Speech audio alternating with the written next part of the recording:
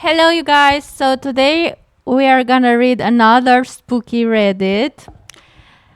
My grandmother taught me everything I know about how to survive in Appalachia. Smart grandmother. This is her experience in the Bennington Triangle, also known as the zone of death. Ooh. Let's go, YouTube. Greetings, everyone. My name is Geraldine. I believe my granddaughter Ellie recently shared with you her ordeal in the woods, the one she endured with her father. I didn't read that. Bless her heart, she survived only because she listened, because she remembered. Oh. My son, on the other hand, always dismissed our family stories. Don't ever do that. uh, I'm gonna say something like I'm not a big believer at the paranormal activities, but at the same time, I don't want to risk. Okay, if you tell me this shit is haunted, I won't get close to it because I don't want to risk it. I don't believe it, but I'm not a stupid bitch. Sometimes. So, I don't risk doing it. I respect every religion, blah blah blah. I have my own beliefs, blah blah blah. And ghost or not, I don't wanna know. I don't wanna know again. Let's go back. Call them woo-woo crap. The arrogance nearly cost them both their lives. Ooh. Ellie told me you were curious about the old tale, the ones we don't tell lightly. So I'll share one. The story of how I almost lost my life and my sanity within the Bennington Triangle. It was summer. I turned 16. Vampire Diaries episode. Sorry. My friends and I had planned a celebratory camping trip. Ooh, nice. I always wanted to camp. But I don't have places to camp here. And I'm too scared. I'm scared of insects. So, yeah. And mosquitoes. Just three of us, myself, Pauline, and Donetta. They were familiar with the trails, yes, but not with the truths that walk beside them. Ooh, not with the rules. I was certain my knowledge would protect us. I was wrong. That morning, as we packed up, I made sure I had everything: a compass, map, a week's worth of food. Wow, a week! Damn! That sounds like fun. Tent, water, clothes, and my sleeping bag, of course. But most important were the things that Pauline rolled her eyes at: a pouch of salt to encircle our camp, ash to keep away the barefooted ones who stalk the trees. I have a question. If you know so much about those woods, why the fuck do you go there? Like, just do that in your yard at 2 meters of your home and everything will be okay, right? Okay.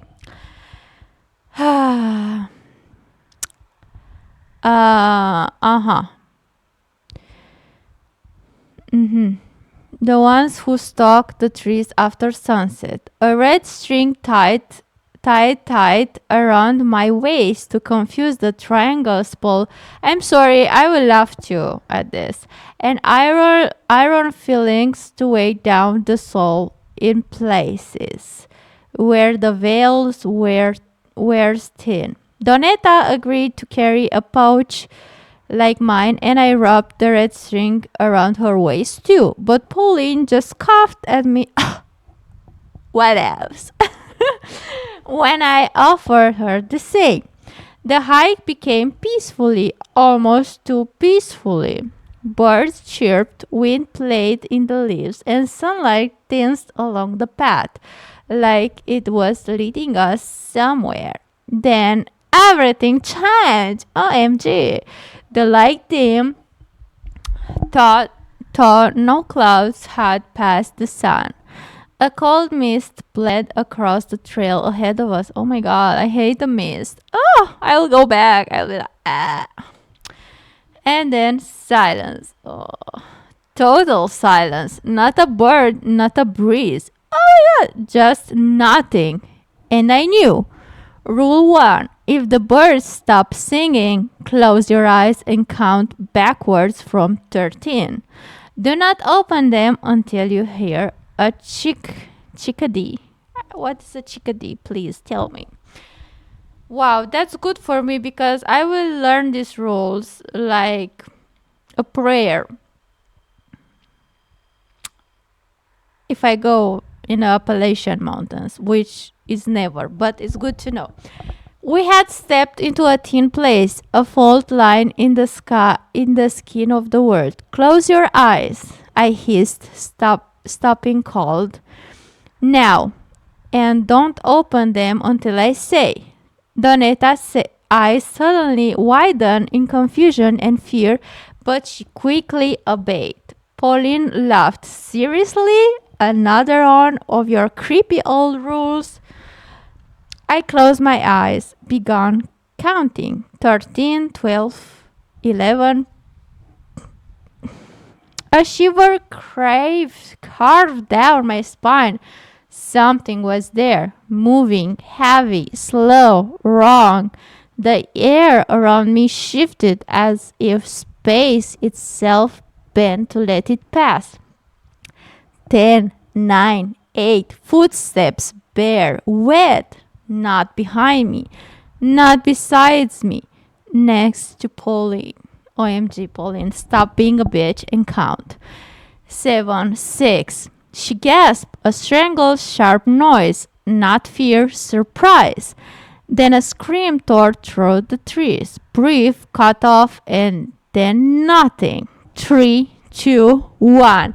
The birds began singing again. I opened my eyes. Donetta was crouched, trembling. Red string is still around her waist, and she was holding onto it like a lifeline.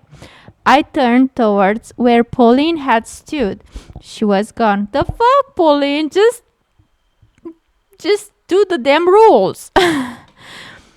No tracks, no signs of a struggle, no sound, no trace, only a faint impression in the mist as if something impossibly large had passed through and taking her with it. Where is she? Donetta exclaimed, frantically looking around the forest. I think she was taking, I said. Pauline! Donetta shouted, running off the trail and into the bush. Don't leave the trail, I shouted after her, but it was too late. Damn. Panic flared into my chest as I ran after her, the mist thickening unnaturally around us. The world became a blur of ghost gray fog and shadowy trees. I tripped, branches clawed at my arms, roots dragged at my ankles. Everything smelled damp and old. Like mushrooms, I think. Like soil that hadn't been turned in centuries. By the time we stopped running, the sun was bleeding out behind the trees. The trail was gone. We're not going to find her in the dark, I said, trying to sound calm, though dread collided tight in my stomach. We'll camp here. At first, like we'll try to find the trail again and get help. Donetta nodded, hollow-eyed. She didn't argue. You didn't have phones to call the police. Also, I don't know what year was that, so you probably did not, or you didn't have signal. I think we pitched the tent in silence. I laid a thick ring of salt around our side, whispering the old words my grandmother taught me, not prayers but warnings, protections, barriers. Donetta wandered off to relieve herself, and I waited, glancing at the darkening tree line, each shape seeming to shift, watch. Then came the whistle, sharp, damn, piercing, not far off. Hey, Geraldine, where are you? I can't see. Donetta's voice rang out, panicked. Follow my voice, I called, stepping just outside the salt ring. I cupped my hands around my mouth and let out a sharp whistle back. Then I froze. Whoa! From the trees to my left came a low guttural growl, a sound that vibrated into my bones like distant thunder. The forest felt completely still, as if the trees themselves were holding their breath. Damn! Donetta stumbled into me from the dark, breathless, her face pale. Thank God, she gasped. Quiet, I whispered, dragging her back. We have to go to the camp now. But it was already too late. The growl grew louder, heavier, closer. And then I saw them, two glowing red eyes floating above the forest floor, impossibly high off the ground. They blinked slowly, then moved toward us. Snap, snap! Twigs shattered beneath something heavy, something deliberate. That's when I remembered. Rule 2. Never whistle after dark. It summons it. You think you'll know, right? If you hear a twig snap but see no animal drop meat or bone behind you, and don't look back. We ran. Branches whipped our face, the mist stung our skin, but we didn't stop until we reached the faint outline of the salt ring. My legs shook, lungs burning. Behind us, that low snarl rumbled again. Help me get a fire going, I barked, my fingers clumsy and cold as I scrabbled for kindling. Donetta helped, her hands shaking as badly as mine. The fire caught slowly, then flared to life, but the eyes were still there. Damn. Now just beyond the salt, close enough to smell the sighing of its breath, and then it stepped forward. Not a dog, not really. It looked like one, but it was too tall, too wrong. Black fur, matted and glistening, jaw filled with long, uneven teeth. It moved with the passion of something that knew we had nowhere left to run. The hound of Glastonbury, the guardian of the Bennington Triangle, the enforcer of the rules, and we had broken one. I reached into my pack with trembling hands, searching for an offering. Wow, all I had was jerky. I flung peace beyond the salt, and it snatched it up with impossible speed, yet didn't retreat. Instead, it kept circling, watching, testing. It grows dependent, like a voice trying to form words in a throat not meant to speak. We stayed awake the entire night. I will too. backs pressed to each other, salt circle unbroken. Fire never allowed to die, but the ice didn't leave, not until dawn. We didn't dare pack up camp until the sun was high enough to burn through the fog. Smart choice.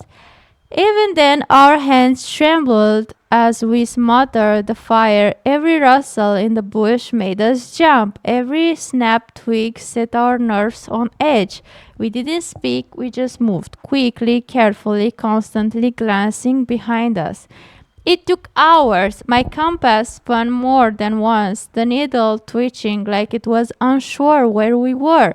But finally, the trail reappeared like it has been hiding, watching. We didn't celebrate, we just walked faster. We didn't call for help. We knew better. Voices don't always come from the things you expect out here. Ooh. It was mid-afternoon when we heard it, a whisper, soft and deliberate, curling through the trees like a smoke. Donetta, Geraldine, we froze. It sounded exactly like her. Pauline? Donetta called, her voice shaking. Pauline, is that you? Donetta, the voice came again, closer now, from behind us, from the corner of my eyes. I saw it, tall, impossibly tall, with limbs like bent branches and antlers that looked like rotting wood. Its face was a void, blacker than shadow, hungrier than silence. It wasn't Pauline. It was the Watcher. Ah, damn. Rule 3. Don't look up. The wind whispers. Don't look up when the wind whispers your name from behind a tree or in the mist. He is watching. I grabbed Donetta's arm and screamed, Run! We bolted down the trail, breath ragged, feet slamming against the dirt. Behind us, twigs cracked in the rhythm with our step, bushes rustled with a natural violence, and always the Watcher lingered just out of view, glimpsed only in the corners of my eye. Donetta, the third whisper. I turned just for a second, and Donetta was gone. Oh my god, no scream, no struggle, just gone. There was only the sound of the wind and the trail before me. I didn't stop, I couldn't. I knew what came next. But luckily, I knew what to do. I burned my boots and left them by a fork in the trail, a decoy. I ran until my legs gave up. I crawled, hid beneath roots, covered myself in mud to mask my scent. It watched me the whole time. The forest rangers found me 3 days later, barefoot, bruised, eyes wild. They said I must gotten lost, delirious from dehydration, a survivor of exposure. They launched a search for Donetta and Pauline, brought in dogs, volunteers. They never found them. OMG! Even if they did, it wouldn't be them anymore because the forest doesn't just take people, it replaces them. This should be a movie. I still live near those woods. Girl, why? Foolish, maybe, yeah. But this land has been in my family for generations. Fuck that. I will sell all and go. And leave. And leave. I know its rules. I follow them to this day. Sometimes, too, though, at night I hear them. Geraldine calling from just beyond the tree line. Pauline, Donetta, their voices are perfect, but I never answer. Ugh. Because I know it's not them, not anymore. And if I answer, it might remember I'm still here. Damn! Wow.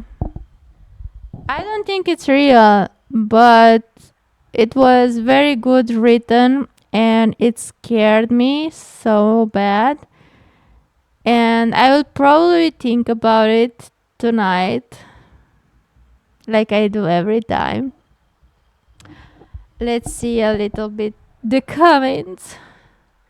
Oh, that was terrifying. I'm so sorry for the loss of your friends. Girl, that was not real. I knew after reading Ellie's stories that you must have some of your own. And wow, bone chilling. Yeah,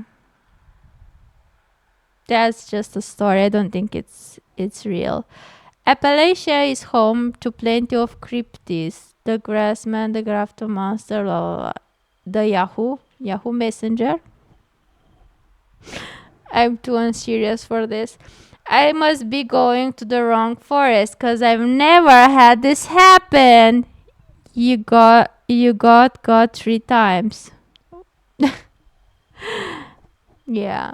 Same question as for Ellie. Why? You know all these rules about how dangerous the wilderness is, but you go out there for leisurely camping trips anyway. Right? Feels more like a sacrifice to the forest than it does a nice hike with friends. Wow. Wow, this is crazy. That was my thought as well. Did she lead them out there to purposely lose her friends? I don't think so. Were they rivals for a guy? Well, out there are some crazy bitches. So I don't accuse this girl, but I know some girls that will do that. Oh, yes, my family has come with a list of strange rules that help you survive this forest, but I choose to bring my ignorant friends to camp there. Oh, it won't be my fault. I'll tell them the rules. Do you think a couple of 16-year-old will believe me though? And even when one of my friends makes it obvious they won't abide by the rules, we'll go anyway. It's not my fault she doesn't believe me. Oh, and the other girl that does believe me, I'm sure she won't forget the rules when she panics if I even remember to tell her all the rules. I like this.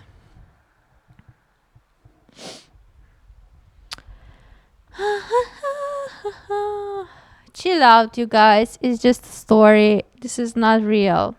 I don't think it's real. The way it's written, like it's supposed to be in a book or something like that. I don't know. That's it, guys. Tell me what do you think in your comments. Maybe you have some stories for me too, so you can write to me in the comments and I will read them after. I don't know. So that's it. Have a nice day. Bye.